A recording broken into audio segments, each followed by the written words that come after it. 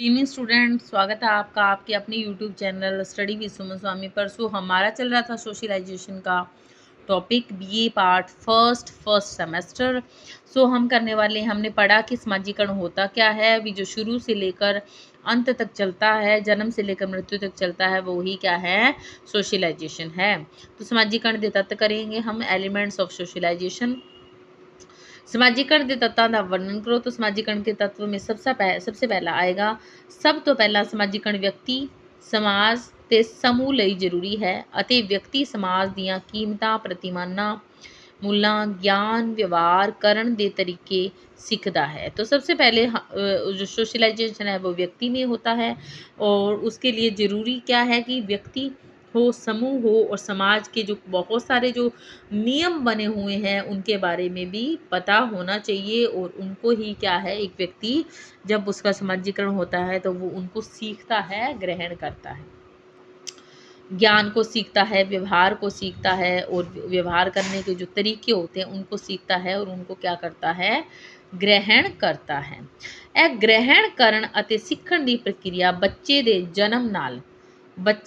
ਜਨਮ ਨਾਲ ਸ਼ੁਰੂ ਹੋ ਜਾਂਦੀ ਹੈ ਤੇ ਇਹ ਸਾਰੀ ਉਮਰ ਚਲਦੀ ਰਹਿੰਦੀ ਹੈ। ਇਹ ਤਾਂ व्यक्ति की मौत ते ही खत्म होती है। तो पहला तत्व क्या हमने सीखा कि सब तो पहला क्या होता है, व्यक्ति का समाजीकरण, और ये प्रक्रिया है जन्म से लेकर मृत्यु तक चलती है, मौत तो ही खत्म हो। दूसरा क्या बताया है तत्व, समाजीकरण की प्रक्रिया के फलस्वरूप संस्कृति के तत्व व्यक्ति के व्यक्तित्व का विभिन्न अंग बन जाते हैं।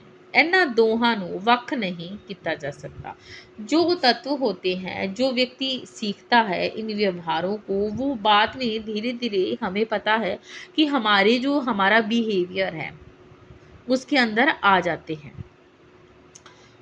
ये देखिए इत्थे तक कि असी यह भी नहीं देख सकते कि व्यक्ति ने संस्कृति के तत्तां नूं किन्ना ग्रहण किया है।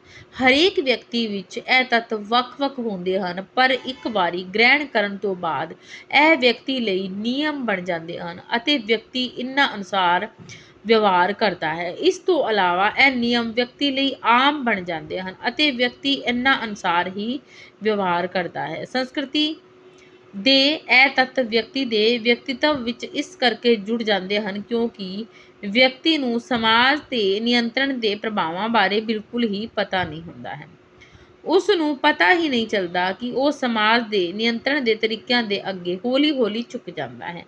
भी जब हमारा सोशलाइजेशन होता है तो बहुत सारे जो ये नियम बने हैं, परंपराएं बनी है, इंसान शुरू में क्या होता है, एक छोटे बच्चे को हम वो सारी चीज़ें सिखाते हैं और समाज क्या करता है, उन चीज़ों को कंट्रोल करता है। पर पता नहीं चलता है व्यक्ति को कि व्यक्ति खुद कंट्रोल होते होते उन चीज़ों के सामने, उन नियमों के सामने कब खुद झुक जाता है, उसको पता भी नहीं चलता।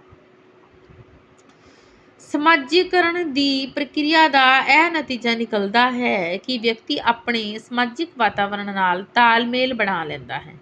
व्यक्ति समाजिक वातावरण का हिस्सा होता है ਅਤੇ ਉਹ ਆਪਣੇ ਵੱਖ-ਵੱਖ ਸਮੂਹਾਂ ਨਾਲ ਉਹਨਾਂ ਦੇ ਇੱਕ ਭਾਗ ਦੇ ਰੂਪ ਵਿੱਚ ਸੰਬੰਧਿਤ ਹੁੰਦਾ ਹੈ ਅਤੇ ਉਸ ਨੂੰ ਪਤਾ ਹੁੰਦਾ ਹੈ ਕਿ ਉਹਨਾਂ ਸਮੂਹਾਂ ਵਿੱਚ ਉਸ ਦਾ ਨਿਸ਼ਚਿਤ ਸਥਾਨ ਹੁੰਦਾ ਹੈ। ਇਹੋ ਕਾਰਨ ਹੈ ਕਿ ਉਸ ਅਤੇ ਹੋਰ ਵਿਅਕਤੀਆਂ ਵਿਚਕਾਰ ਬਹੁਤ ਸਾਰੀਆਂ ਚੀਜ਼ਾਂ ਸਾਂਝੀਆਂ ਹੁੰਦੀਆਂ ਹਨ ਅਤੇ ਉਹ ਉਹਨਾਂ ਨੂੰ ਅਗਲੀ ਪੀੜ੍ਹੀ ਨੂੰ ਦੇ ਸਕਦਾ ਹੈ, ਦੁੱਖ ਸੁੱਖ ਵੰਡ ਸਕਦਾ ਹੈ। ਚਾਹੇ ਸਰੀਰਕ ਤੌਰ ਉੱਤੇ ਮਨੁੱਖ ਵੱਖ-ਵੱਖ ਹੁੰਦੇ ਹਨ ਪਰ ਮਾਨਸਿਕ ਤੌਰ ਉੱਤੇ ਇਕੱਠੇ ਹੁੰਦੇ ਹਨ। देखो जी, यही कारण है कि जब समाजिक प्रक्रिया का रिजल्ट यही बनता है कि मनुख जिहड़ा है वो आप दे सुख दुख दूजिਆਂ ਨੂੰ ਤਾਂ ਹੀ ਸਾਂਝਾ ਕਰ ਸਕਦਾ ਹੈ ਜਦੋਂ ਉਹਦਾ सोशलाइजेशन ਹੁੰਦਾ है। ਉਹ बहुत ਸਾਰੀਆਂ ਚੀਜ਼ਾਂ ਸਿੱਖਦਾ ਹੈ। ਜੇ ਉਹ ਸਿੱਖੇਗਾ ਹੀ नहीं ਤਾਂ ਫਿਰ ਆਪ ਦੇ ਵਿਵਹਾਰ ਵਿੱਚ ਕਿਵੇਂ ਸ਼ਾਮਿਲ ਕਰੂਗਾ ਤੇ ਦੂਜਿਆਂ ਦੀ ਪਰੇਸ਼ਾਨੀਆਂ ਨੂੰ ਕਿਵੇਂ ਸਿੱਖੇਗਾ। ਭਾਵੇਂ ਜਿਵੇਂ ਕਿ ਤੁਹਾਡੀ ਬੁੱਕ 'ਚ ਦਿੱਤਾ ਗਿਆ ਹੈ कि मनुख की है, शारीरिक तौर ते तां वख-वख भावें है पर मानसिक तौर ते इक्को जिहा ही होंदा है। उस दा मानसिक तरीका, सोचण समझण दा तरीका इक्को जिहा ही होंदा है। वो दूजिਆਂ ਦੇ सुख ते दुख ਨੂੰ समझ ਲੈਂਦਾ है। तो यही प्रक्रिया सिੱਖਣ ਦੀ प्रक्रिया, समझण ਦੀ प्रक्रिया ਨੂੰ ही ਆਪਾਂ ਕੀ ਕਹਿੰਦੇ ਆ, सोशलाइजेशन। एक स्टूडेंट ने मैसेज डाला था कि मैडम आप पंजाबी में पढ़ाएँ, तो मुझे नहीं समझ आया था कि पंजाबी में पढ़ाऊँ या पंजाबी मीडियम में पढ़ाऊँ या क्या मतलब वो कहना चाह रहे हैं।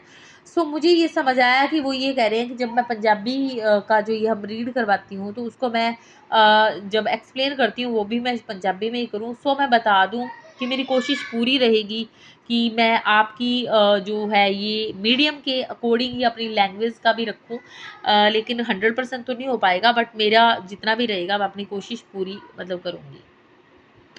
सो तीसरा आप देखिए इसमें क्या है, चौथा,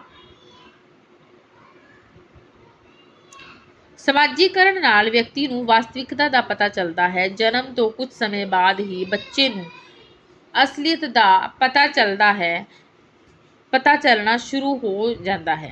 ਨਵੇਂ ਜੰਮੇ ਬੱਚੇ ਲਈ ਆਪਣੇ ਅਤੇ ਹੋਰ ਵਿੱਚ ਕੁਝ ਫਰਕ ਨਹੀਂ ਹੁੰਦਾ। ਹੌਲੀ-ਹੌਲੀ ਵੱਡੇ ਹੋਣ ਨਾਲ ਤੇ ਹੋਰਾਂ ਨਾਲ ਅੰਤਰਕਿਰਿਆਵਾਂ ਕਰਨ ਨਾਲ ਸਿਰਫ ਉਸ ਨੂੰ ਇੱਕ ਫਰਕ ਪਤਾ ਚੱਲਦਾ ਹੈ, ਬਲਕਿ ਆਪਣੇ ਤੇ ਬਿਗਾਨੇ ਦਾ फ़र्क भी पता चलता है। इस योग्यता ਨੂੰ स्व कहते हैं, इनके सेल्फ कहते हैं। तो यही क्या है, सोशलाइजेशन है। हमें पता चल जाता है दूसरों के बारे में, अपने बारे में, और ये जब हमें अपने बारे में पता चलता है ये इसको नाम दिया गया है सो यानी कि सेल्फ। तो ये छोटे से हमारे तथ्य थे। 2 नंबर का क्वेश्चन पक्का आने वाला है, तो आपको याद रखने हैं। सामाजिक अंतरता का वर्णन करो। तो आज की क्लास में इतना ही। तो फिर हम अगली क्लास में करेंगे बाकी का टॉपिक सोशलाइजेशन के, जैसे आगे आधार है तो ये वाले आधार करेंगे, ठीक है। तो ठीक है स्टूडेंट्स, आप बाकी के वीडियोस भी देख लेना। तो मिलते हैं कल एक नई क्लास के साथ। तब तक के लिए आप क्लास देखिएगा, पढ़ाई करिएगा। जय हिंद, जय भारत।